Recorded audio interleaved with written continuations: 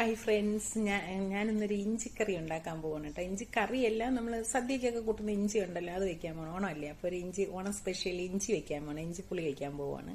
അപ്പോൾ അതിന് വേണ്ട സാധനങ്ങളൊക്കെ എടുത്ത് വെച്ചിട്ടുണ്ട്. അപ്പം നമുക്ക് എന്താണെന്ന് ഒന്ന് നോക്കാം. ഓക്കെ,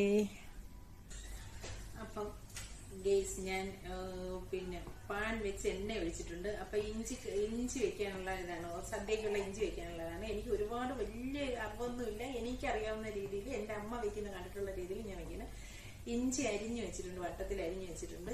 പിന്നെ സവാള, ഒരു ചെറിയ സവാള ചെറുതായിട്ട് അരിഞ്ഞിട്ടുണ്ട്. ഒരു വലിയ പച്ചമുളകായിരുന്നു, അതും ചെറുതായിട്ട് അരിഞ്ഞു വെച്ചിട്ടുണ്ട്. പിന്നെ അതിന് വേണ്ടുന്ന മുളക് പൊടി, മല്ലിപ്പൊടി അതെല്ലാം വെച്ചിട്ടുണ്ട്. മഞ്ഞൾപ്പൊടിയുണ്ട്, ഉപ്പുണ്ട്, കറിവേപ്പിലയും കൂടാണ്. അപ്പം നമുക്ക് എണ്ണ ചൂടാകുമ്പം ഇഞ്ചി നമുക്ക് ഇതിലോട്ട് ഇട്ട് കൊടുക്കാം. എണ്ണ ചൂടാവട്ടെ.